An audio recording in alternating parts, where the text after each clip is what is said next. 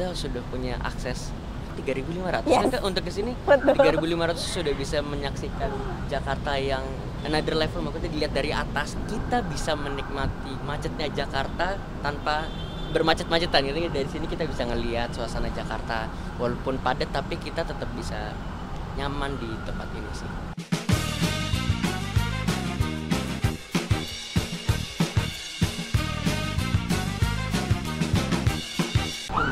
Halo, ketemu lagi di Bus Stop, Bincang Sahabat Top Transjakarta. Ketemu lagi dengan Ayu Wardani dan aku ada di Halte Tosari, di anjungan Halte Tosari bareng Mahen. Halo Kak Ayu. Selamat datang ya. Ya. Selamat datang kembali. Iya bener lagi. Ini kali ketiga Oke. aku kesini dan untuk aku yang awam yang tidak terlalu sering naik busway, ketemu halte ini dan bisa melihat pemandangan kota Jakarta, ini lumayan luar biasa. Jadi recommended untuk sekedar foto atau sekedar healing gitu, tempat yang oke.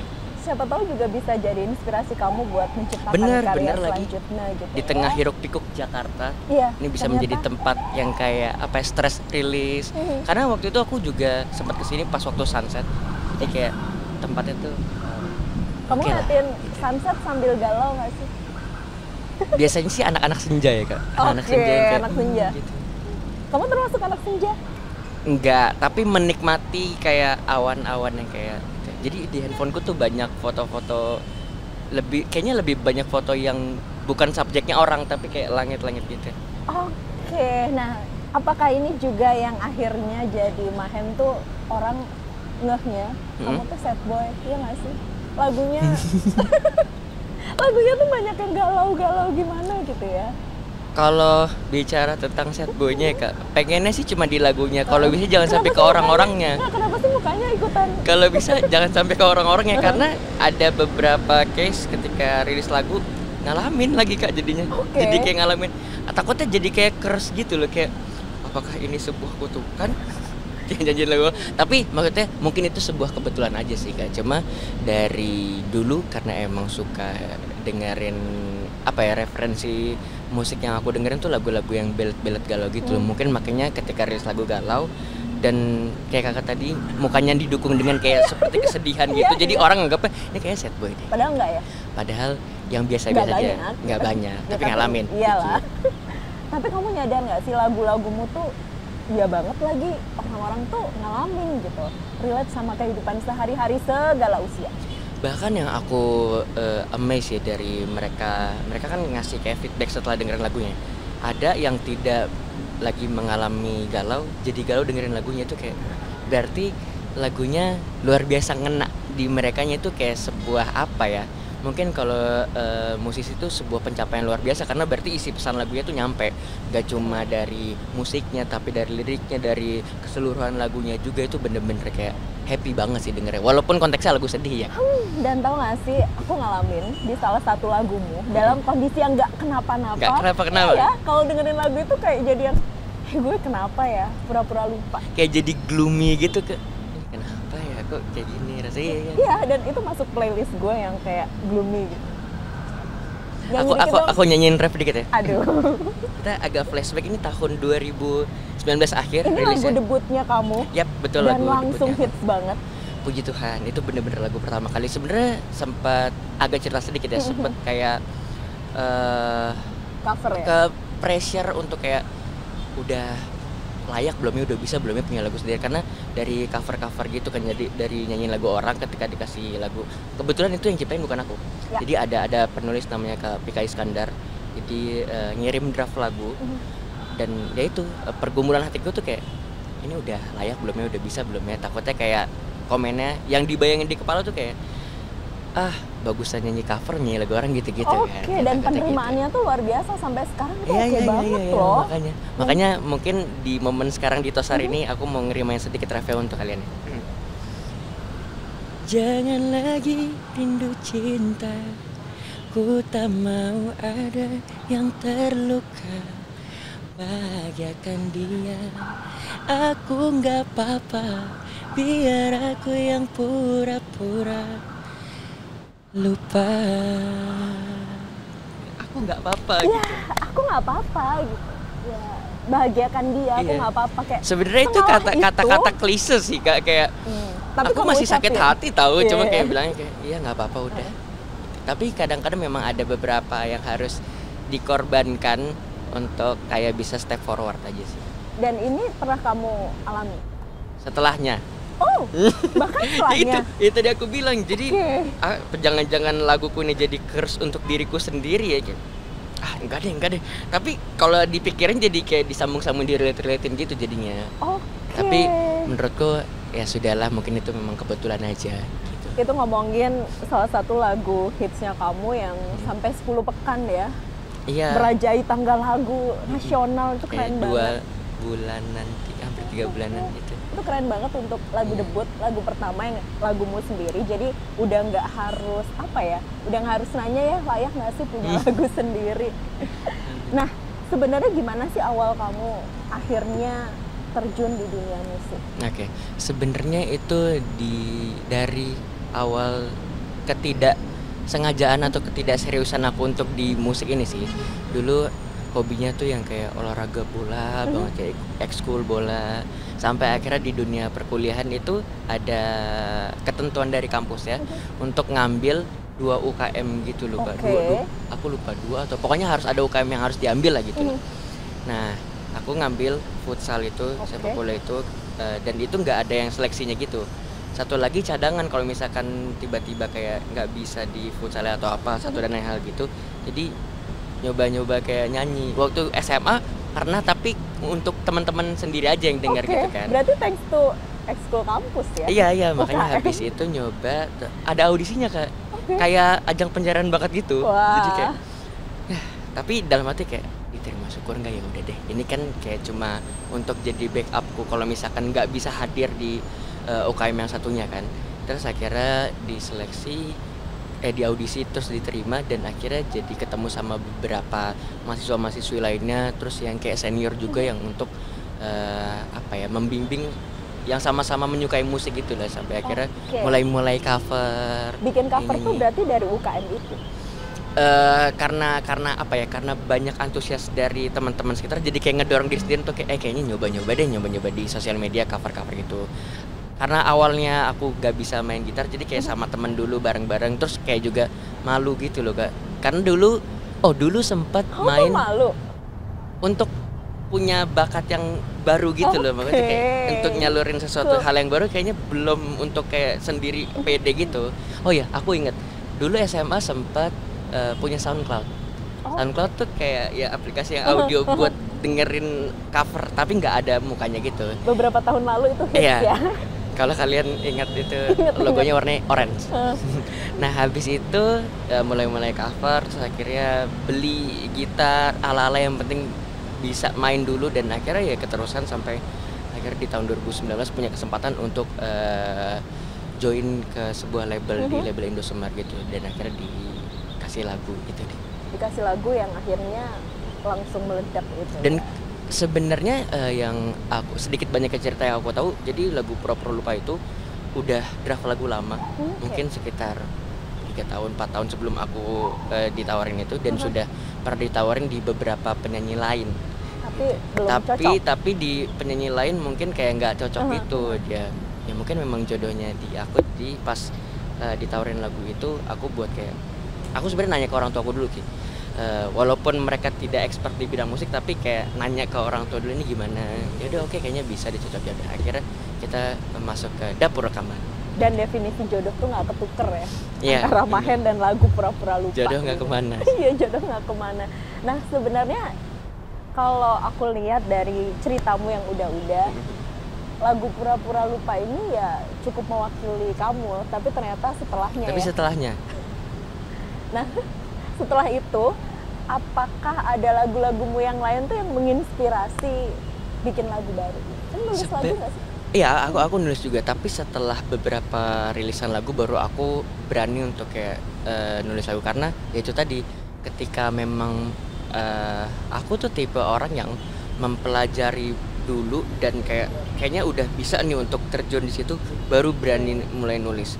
Dan sebenarnya kalau untuk faktor kenapa nggak berani nulis lagu, karena antusiasme di lagu Pura-Pura Lupa yang lumayan besar itu yang cukup banyak itu yang ngebuat kayak bisa nggak ya nulis lagu sendiri, atau kayak jadi punya beban tersendiri untuk kayak harus sebagus ini, sebagus yang pertama itu. Jadi apa ya, dari situ mulai banyak sebenarnya juga kayak kegelisahan dan apa, dan kebetulan itu awal Covid kan. Yes. Jadi banyak banget yang kayak pikiran-pikiran yang kayak aduh gimana ini ya, kenapa waktu itu kayak ya mungkin memang itu tantangannya yang, dan itu global kan Kak, bahkan seluruh dunia ngalamin itu kan, jadi nggak ada yang bisa disalahin juga. Cuma maksudnya itu momen dimana aku juga kecewa sama momen keadaan itu sih, karena ketika lagunya naik tapi juga nggak bisa mempresent nyanyi di depan orang-orang tuh kayak nggak bisa gitu. Itu cukup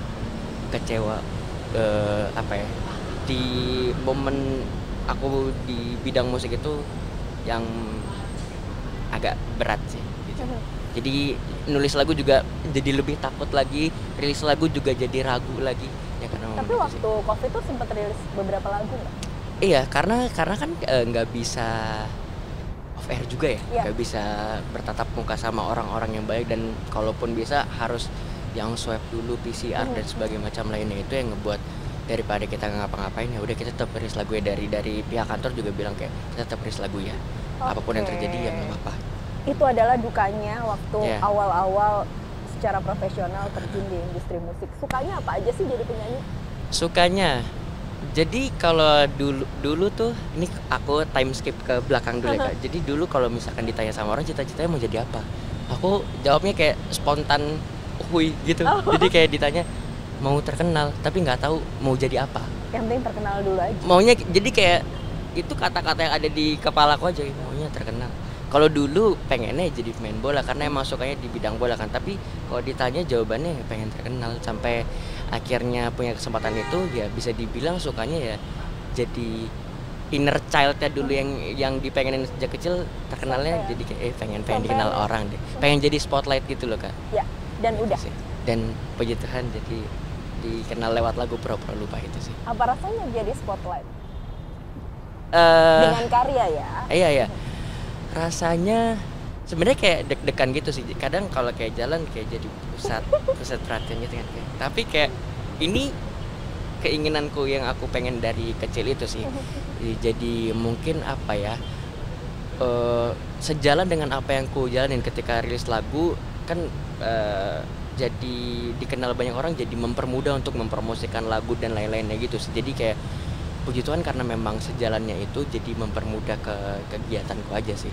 Oke, sebenarnya apa sih yang menginspirasi kamu makin dari hari ke hari berkarya, terus memberikan yang terbaik buat Oke. penggemar dan industri musik Kalau tanah air? di bidang musik itu, aku perjalanan ke kampus kan cukup lama ya. Aku naik transportasi kereta gitu ya, naik KRL gitu kan. Di KRL tuh suka ada lagu gitu loh yang disetel Kak. Di dalam ya? Ya, di dalam itu. Waktu baru awal-awal ikut organisasi itu sempat kayak kepikiran pengen deh suaranya didengar sama banyak orang gitu loh. Kalau enggak di KRL aja gitu, pengen gitu loh. Karena waktu di KRL itu aku lebih banyak mendengarkan suara orang juga pakai headset gitu kan. Tapi kalau misalkan kayak kapan ya punya kesempatan untuk itu jadi kayak booster sendiri, apa ini ya jalannya mau kata yang kayak dulu bilang pengen dikenal apa ini ya di bidang musik ya, tapi masih kayak apa ya, denial sama diri sendiri, ini atau bukan ya, tapi ya itu mungkin doanya yang dijawab itu sih. Bahkan sampai sekarang 4 tahun setelah rilis single kamu itu, lagumu masih sering diputar di mall, di restoran gitu. Kamu pernah nggak sih nggak sengaja lagi makan, lagi jalan, lagi ngapain aja terus denger lagumu? Apa rasanya? Rasanya seneng dan kadang tapi malu sih, kayak didengerin suaranya sendiri waktu kayak misalkan kayak lagi makan. Tahu banget. Lagi makan habis itu ada suaranya kayak, terus setelah lagunya di play orang-orang kayak nyari gitu, kayak langsung Kak, aku lagi makan dulu bentar bisa nggak? Kayak tapi itu apa ya, bisa dibilang sebuah konsekuensi, tapi bukan konsekuensi yang buruk atau gimana ya, cuma maksudnya itu adalah bagian dari sebuah yang pencapaian yang aku pengen gitu loh. Jadi kayak lama-lama pelan-pelan kayak ya udah bisa, nggak apa-apa lah. Kebetulan suara aku kan ada di bus Transjakarta gitu ya. Pas aku lagi naik, terus ada suara aku lagi himbauan, lagi ngingetin apa kayak kaget, suara gue kaget sama suara sendiri gitu. Iya, Jadi iya, iya, iya. kebayang banget rasanya, apalagi aku bukan nggak nyanyi ya, itu cuman suara kedenger aja, gitu. Apalagi kamu yang nyanyi gitu. Sama paling satu yang momen yang mungkin bisa dibilang agak lucu ya Kak. Jadi kalau misalkan kayak di tempat umum itu ketemu sama orang, teman-teman yang tahu laguku atau aku, jadi mereka manggilnya tuh Mahen pura-pura lupa ya. Jadi kayak Mahen dan title lagunya Ya. gitu. Jadi kayak pura-pura lupa Brandingnya itu kayak udah jadi marga aku gitu loh. Jadi kayak iya tahu ya lagunya, makasih ya gitu. Jadi kayak jadi lagu itu bener-bener berimpact besar banget sih Kak. Sampai orang taunya walaupun nggak tahu nama aslinya tapi dengan itu kayak tahu orangnya gitu. Jadi kayak lebih terkenal Mahen pura-pura lupa daripada Petrus Mahen Kak. iya. Kayak ya itu adalah branding atas Iya. kesuksesan. Jadi kayak ternyata banyak banget impact yang didapat setelah rilis lagu itu sih, bener-bener kayak apa yang aku cita-citakan dulu walaupun masih agak cukup abu-abu ya, itu bener-bener kejawab sih. Tadi sempet di-spill belum lama syuting video di Halte Tosari.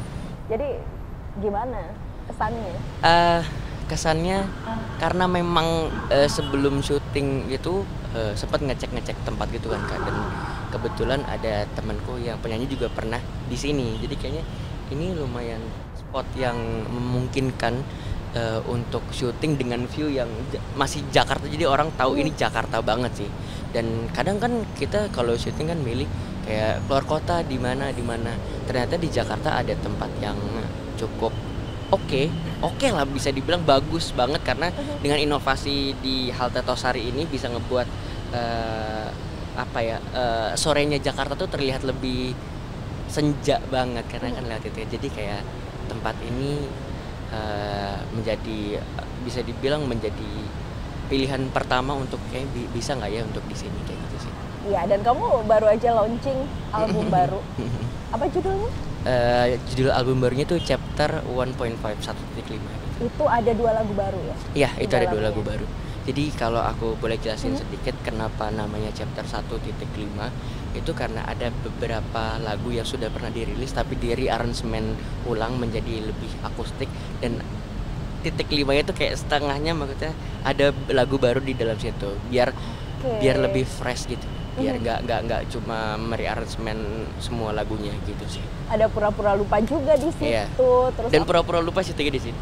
Jadi kalian tunggu videonya nanti ya. Iya. Jadi bener-bener spot yang kita pengen banget itu di lagu pura-pura lupa kan. Gak sabar, soalnya pas aku cari-cari belum ada, belum rilis ya Belum kan. Terus ada juga lagu Kenangan Terindah kalau nggak salah Iya, ada iya, masuk iya. di situ. Ada beberapa lagu kamu juga yang lain. Apa sih yang beda-beda tuh? Samin Tasiman. Iya, Iya, itu arahmu tuh emang selalu ke sana ya? Kegalauan, merelakan, ya udah sih gitu. ya bener sih. Iya kan? Waktu itu pernah kejadian waktu sekolah, waktu SMA gitu. Cuma nggak yang gimana banget, maksudnya nggak yang sekecewa itu tentang hubungan yang beda agama gitu. Cuma waktu itu pengen merimain sesuatu topik anak muda yang memang happening banget Yes. gitu loh. Kayak dari dulu sampai sekarang ya hal itu banyak terjadi di percintaan Iya. anak muda ya. Itu yang Dan- nulis kamu? Iya, Wow. aku nulis sama rekan aku.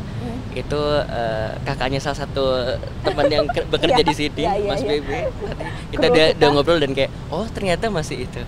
Jadi lagu itu tercipta itu karena ada keresahan yang pengen aku explain lah. Sebenarnya tapi konklusi dari lagu itu pun juga nggak ada yang memihak ke mana-mana. Makanya kan di kata-kata akhirnya kan, apakah kita salah, kayak ini mau cintanya tuh nyatuin tapi momennya kitanya emang beda, nggak sama. Jadi kayak masih mempertanyakan apakah kita salah sih. Apakah kita salah, pura-pura lupa, itu tuh kalimat sederhana sehari-hari kita denger, Iya. tapi meaningful. Iya. Dengan cara kamu nyanyi yang kayak gitu kayak Makanya kalau misalkan kayak tadi Kak Ayu bilang sempet notice lagunya kan agak-agak belat, agak-agak galau kan.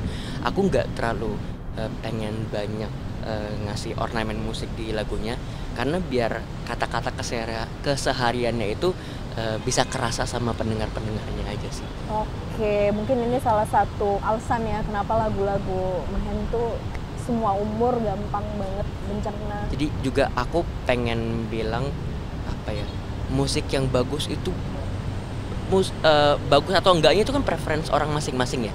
Tapi dengan musik yang sederhana, instrumen yang sederhana, tetap bisa menyampaikan lagu ke orang lain kok. Jadi nggak harus kayak punya equipment yang gimana-gimana. Ketika emang kamu nyampeinnya pakai hati, ya semoga aja kalian bisa menyampaikan lagu itu sih. Tetap bisa lah.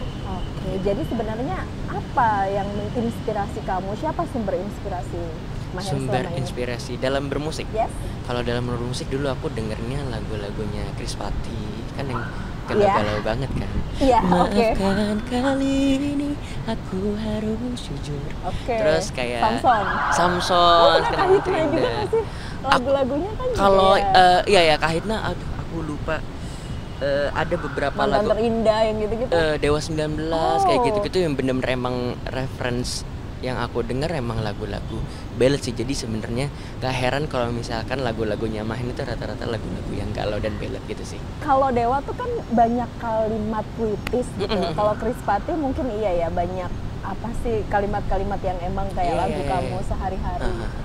Sampai sekarang masih mempengaruhi kamu dalam nulis lagu. Sampai sekarang masih, aku bahkan lebih sering dengerin lagu-lagu yang lama daripada yang baru. Jadi kalau misalkan kayak ditanya soal update lagu sama orang-orang, yang mana? Kadang kita nggak tahu judulnya tapi tahu cuma potongan refnya gitu. Tapi kalau misalkan nanya lagu yang mungkin tahun 2000-an, aku masih bisa ngobrol deh. Ayo maksudnya kita tukar pikiran tentang lagu itu, aku masih bisa. Karena emang reference lagunya ke situ. Nyadar nggak sih lagu Mahen sekarang tuh ya lagu-lagu sekarang sebenarnya gitu Iya, iya, iya. kan kayak sebelum kita syuting tadi sempat dengerin lagu kamu Ah. di kantor bareng banyak orang dengan generasi yang beda-beda dan dari yang baru masuk sampai yang senior tuh kayak oh iya tahu lagunya. sering denger lagunya di mall, sering denger lagunya di restoran kayak segampang itu gitu di apa? Mungkin karena juga itu juga salah satu faktor kenapa aku akhirnya ngambil lagu Pura-Pura Lupa gitu. Karena liriknya tidak terlalu susah untuk dihafal dan ada beberapa pengulangan-pengulangan yang membuat lagunya itu gampang dihafal aja sih Kak. Mungkin itu juga jadi salah satu faktornya kenapa banyak dari generasi umur mereka untuk ngedengerin lagu Pura-Pura Lupa tuh sampai kayak hafal gitu sih. Tapi kalau biar aku yang pura-pura lupa tuh, kalau aku ya gimana ya? Ya ngomongnya gampang kan, kita Iya, ngomongnya iya. gampang, cuman implementasinya pasti enggak gitu ya. Bener-bener lagi Kak. Lagunya tuh kisah cinta percintaan yang emang dari zaman dulu sampai sekarang dan kayaknya sampai kapanpun generasi manapun bakal ada di titik itu. Kedepannya apakah lagu-lagu dengan lirik yang meaningful kayak gini yang masih akan terus jadi produk kamu ke depan? Mungkin kemungkinan besarnya mungkin akan ke arah ke situ sih. Jadi ketika nanti ditanya sama teman-teman pendengar semua, Kak kapan rilis lagu? Itu bisa dipastikan mungkin 80% kalian harus siap mendengarkan lagu yang sedih aja sih. Kemungkinan tunggu. besar sih. Jadi lagu yang baru, 2 lagu yang baru itu juga masih seputar relationship sih Kak. Oke. Cuma yang satu itu aku boleh Boleh spill sedikit ya. dong. Jadi lagu yang satu itu judulnya Memilih Berhenti. Mhm. Jadi Memilih Berhenti itu lagu tentang Udahan. orang yang diselingkuhin. Diselingkuhi terus dia milih buat berhenti. Iya, karena kayak sudah dikasih kesempatan sekali, 2 kali itu kok kayaknya karena dia tahu kita bakal maafin itu udah jadi hal yang biasa ya sampai akhirnya tapi yang salah orang lain tapi dia yang minta maaf gitu loh Kak. Iya. Makanya di refnya tuh ada lirik yang bilang kayak maaf jika ku tak setia itu karena ku tak mau pertahankan cinta ini pada hati yang salah karena kini aku tahu semua kelakuanmu selama ini bermain cinta di belakangku. Jadi walaupun pasangan yang salah tapi dia yang minta maaf Iya. karena dia yang ya udah maaf ya aku mau pergi karena kayaknya aku nggak mau naruh hati ke orang yang salah. Jadi lihat gue silakan kamu lanjutkan hal yang menurut Kecurangan kamu itu, benar. gitu ya. Tapi aku kayaknya stop sampai sini ya. Sorry kalau misalkan aku yang pergi. Dan lagi-lagi ini emang sering banget dialami oleh semua orang. Iya gitu. Kamu pernah milih pergi nggak sih pas diselingkuhin, atau gebetanmu ternyata Kebetulan, masih jalan sama yang lain? Ini yang nyiptain bukan aku. Oke. Kebetulan ini aku belum pernah ngalamin, dan jangan sampai ini lagunya udah rilis itu Semoga. aku mengalami hal itu. Semoga. Enggak, jangan. Ya tapi Biar lagunya aja. iya, tadi dinyanyiin dikit aja, terus terang baru dengerin barusan dan enak banget, kayak iya banget. Beberapa tahun lalu di masa muda, oh iya. Oke. Iya kayak gitu. Kayak apa ya? Walaupun setiap generasi punya versinya masing-masing ya, cuma kayaknya mereka juga punya satu atau dua case yang sama, walaupun mungkin kayak cara menyelesaikannya atau menanggapinya itu berbeda, tapi ya lewat lagu ini mungkin aku memberikan pesan ke mereka. Aku nggak nyuruh untuk berhenti atau apa ya, kalaupun mungkin bisa diperbaiki ya silakan, kalau enggak ya coba mungkin lagu ini bisa menjadi referensi kalian untuk berpikir untuk memutuskan sesuatu sih. Kalau mau udahan ya udah pilihan kalian gitu ya, tapi kalau mau bertahan ya. Karena setiap hal yang kamu pilih itu pasti ada konsekuensinya sih Kak. Baik itu konsekuensi yang jangka pendek atau jangka panjang. Jadi setiap apapun yang kalian lakukan itu pasti ada konsekuensi yang harus diterima, siap atau tidak siapnya kalian sih. Dan Mahen mencoba untuk mengkomunikasikan pesan-pesan itu dalam bentuk lagu gitu ya. Mahen tuh pengen jadi penyanyi seperti apa sih di masa yang akan datang? Aku pengen jadi penyanyi yang lagunya bisa menyembuhkan orang lain sih. Walaupun gini, Tapi lagumu kan banyak yang menyayat-nyayat ya. aku pernah diceritain sama orang yang kayak, Kak makasih ya lagunya udah nemenin aku galau dan sekarang aku udah bisa step forward. Oke. Jadi gini, lagunya bisa nemenin mereka untuk bersedih-sedih, karena menurutku silakanlah berekspresi sebagaimana kamu ingin berekspresi untuk melegakan hati kamu, karena menurutku setiap orang punya caranya tersendiri untuk menyelesaikan masalah, untuk merespon sebuah kekecewaan. Jadi kalaupun kamu memilih caranya dengan mendengarkan lagu-lagu sedih, silahkan. Jadi bersedih-sedihlah dulu sampai akhirnya kamu udah bisa oke, kayaknya udah cukup deh. Karena waktu itu aku juga pernah ngalamin kekecewaan. Jadi dikasih lagu-lagu sedih, dengerin dulu sampai akhirnya oh udah gini ya, maksudnya udah biasa aja, udah jadi akhirnya udah sembuh sendiri gitu sih. Jadi aku pengen punya karya yang bisa membantu menyembuhkan orang-orang yang sedang kecewa aja sih Kak. Lewat lagu sedih walaupun. Ya, ngajak orang-orang nemenin dan menikmati lukanya, terus pas udah Iya, cukup nggak apa-apa. sembuh, udah nggak apa-apa, semua baik-baik aja. Kamu kepikiran nggak sih bikin lagu yang bahagia, yang happy ending gitu pada akhirnya? Aku ada lagu satu lagi yang sebenarnya dibilang sedih banget juga enggak, ya sedih aja. Tapi dibilang bahagia juga enggak, tapi dia tuh nguatin hati gitu loh. Oke. Jadi judul lagu barunya itu Memendam Rasa. Jadi Udah itu kayak rilis? udah rilis juga Di album ini Iya, ya? iya. Salah satu lagu baru berarti? salah satu lagu baru. Oke. Lagu itu tuh nyeritain tentang kayak kayaknya aku nyanyiin sedikit aja nggak apa-apa ya. Nyanyi dong. Jadi gini, ini refnya. Mungkin jika ku katakan ku suka, kau akan pergi dan takkan kembali lagi. Tuhan tolong diriku, kuatkanlah hatiku. Tak apa, sudah biasa ku memendam rasa.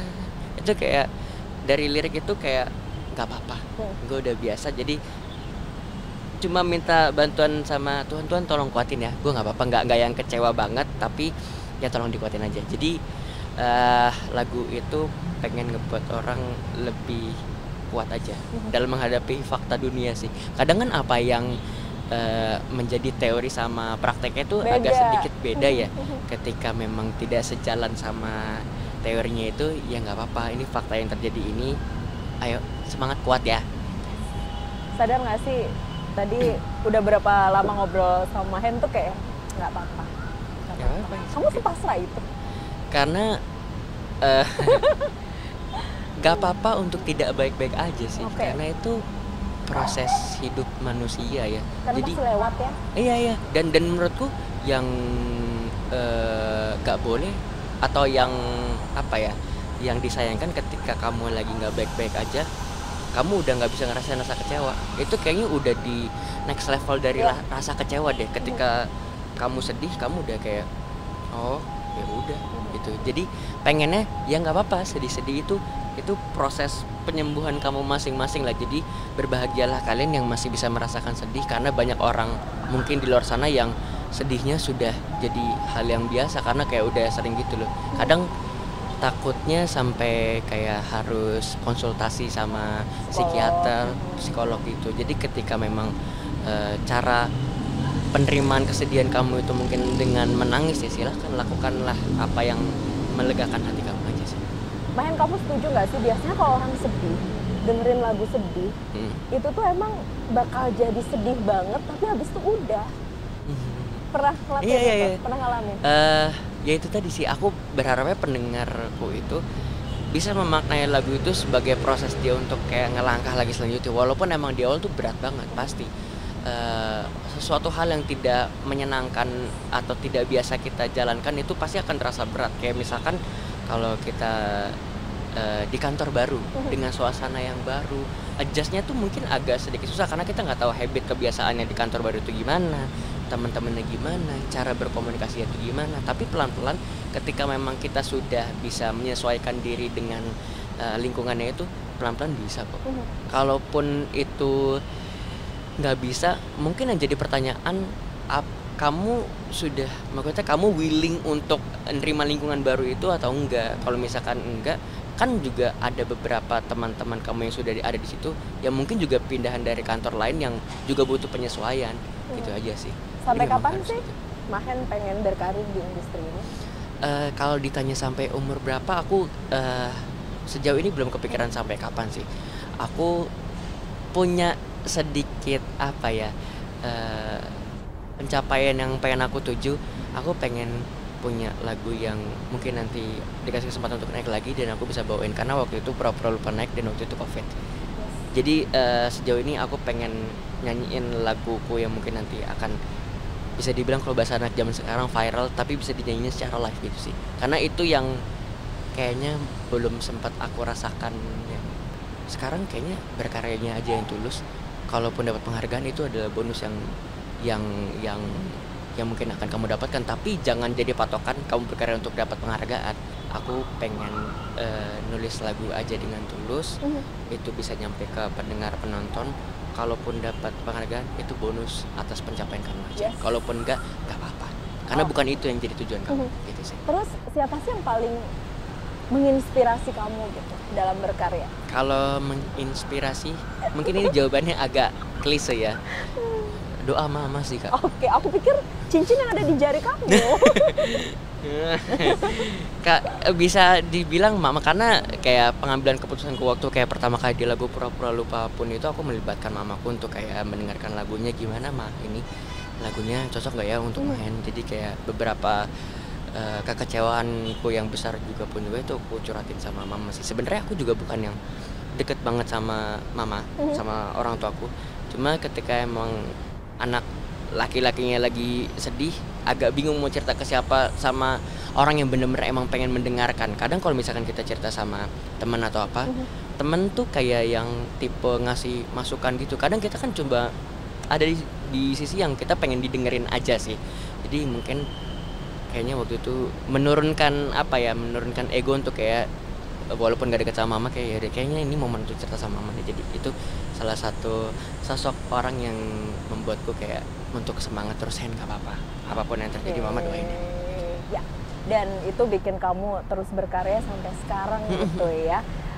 Aku tuh penasaran, orang terdekat kamu, aku gak mau sebut orang terdekat tuh, kamu bisa mempersepsikan macam-macam, gak apa-apa kamu nyanyi lagu-lagu yang begitu, yang menyayat-nyayat hati dan galau.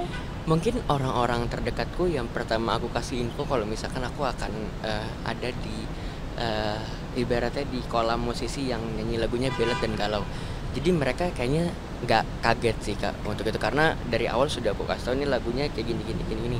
Even pasanganku sendiri juga tahu kalau aku tuh nyanyi lagu yang galau-galau, mamaku kayak tahu. Jadi orang-orang di sekitar nggak kaget. Mungkin yang kaget itu orang-orang pendengar, karena mungkin timbul pertanyaan, kenapa lagunya galau terus sih kak, kenapa lagunya sedih-sedih Betul. terus sih kak, ada apa. Kadang kalaupun kayak aku lagi live di sosial media gitu ya, matanya kenapa berkaca-kaca gitu, padahal itu pantulan dari Padahal kamu TV nggak apa-apa. gitu, nggak apa-apa. Oke. Nggak kenapa-kenapa, lagi oke banget malah. Iya. Cuma kayak ya itu mungkin jadi salah satu buah dari brandingan lagu-lagunya juga ya.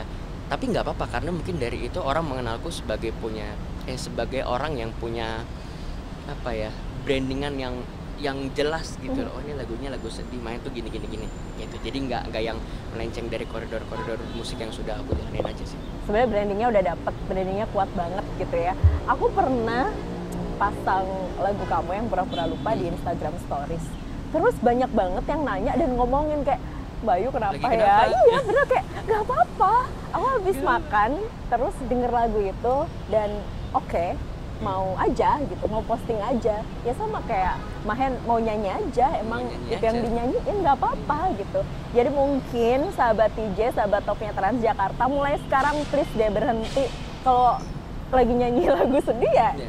nggak apa-apa. Tapi aku sempat ada di awal-awal tahun ini dengerin lagu pura-pura lupa. Setelah aku denger, oh ternyata sesedih itu ya Iya, lagunya. Kayak apalagi setelah ngalamin kan. kan aku waktu itu sempat yang kayak di sisi yang kayak oke, aku emang menyanyikan aja untuk mereka, tapi setelah didengar lagi dan ini sudah jauh dari aku ngalamin cerita itu ya. Cuma didengerin lirik per lirik, kata per kata, musiknya, kayaknya aku tahu kenapa mereka mungkin kayak sesedih itu dengerin lagu ini, kayak udah ngalamin oh sesedih ini ya, bisa sejelas ini untuk mengungkapin perasaan sedih di lewat lagu ini tuh bener-bener kayak gini ya ternyata ya. Gitu sih. Aku tuh bayangin kamu nyanyi lagu pura-pura lupa ke orang yang bikin kamu merasakan itu gitu kan. Gimana matanya? Kamu baik-baik aja. Dan bahkan ketika beberapa minggu terakhir sempat akhirnya manggung lagi dan ketemu orang yang dinyanyi lagu pura-pura lupa dan dia nangis, itu kayak se-impact ini ya ternyata lagu pura-pura lupa bisa bikin orang nangis ya.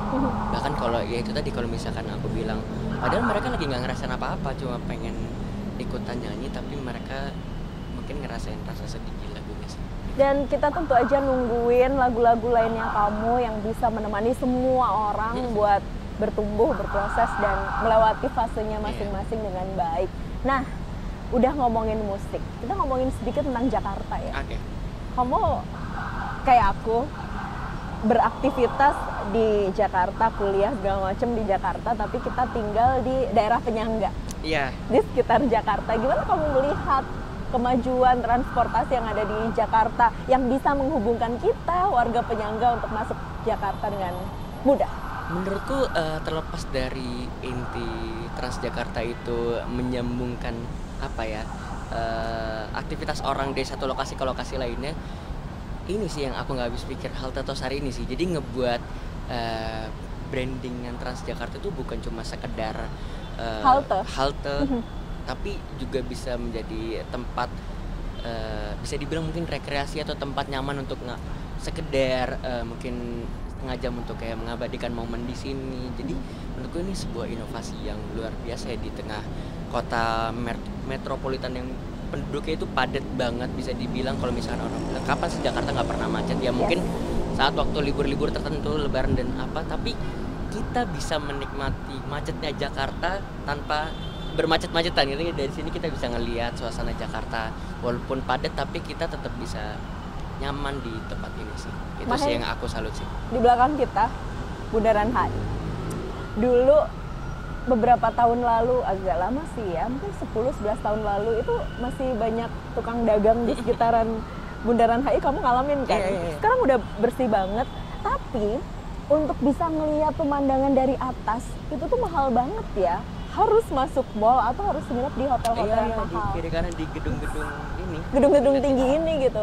Dan sekarang Kita sudah punya akses 3.500 Yes. kan untuk kesini. Betul. 3.500 sudah bisa menyaksikan Jakarta yang another level, maksudnya dilihat dari atas, nggak. dan sebenarnya 3.500 tuh bukan ongkos masuk haltenya, tapi 3.500 ketika kita naik Transjakarta transit di sini, bisa foto-foto, bisa Iya. jajan, bisa ngapain Iya, aja. ada tempat jajan-jajannya juga di sini. Nanti habis ini kita jajan-jajan ke Ini sana boleh lah main-main ya. lah di sini lah. Seru banget. Mahen, semoga makin sukses sama Amin, album Kak dan Ayu. karirnya ya. Terima kasih banyak. Kita tunggu karya-karya selanjutnya, semoga makin terus berkarya, berinovasi. Semoga lewat lagu baru ini yang tadi sudah aku nyanyiin itu bisa. Kalau dari kalian ada yang pernah ngalamin itu, semoga kalian bisa sembuh lewat lagu ini. Ya, dan nggak apa-apa. Terima kasih Baik-baik banyak, aja. Kak Ayu. Sampai ketemu Sehat lagi. selalu. Terima kasih. Nanti bilang ke teman-temannya kalau misalkan lagi share story lagu galau, nggak lagi galau kok. Iya, baik-baik aja, nggak apa-apa. Terima kasih loh udah ngasih tahu kalau ketika dengerin lagu galau tuh bukan berarti lagi galau. Dan ini adalah akhir dari Bastop Bincang Sahabat Top edisi hari ini bareng Mahen, Ayu Wardani pamit, sampai ketemu di episode berikutnya. Bye. Bye.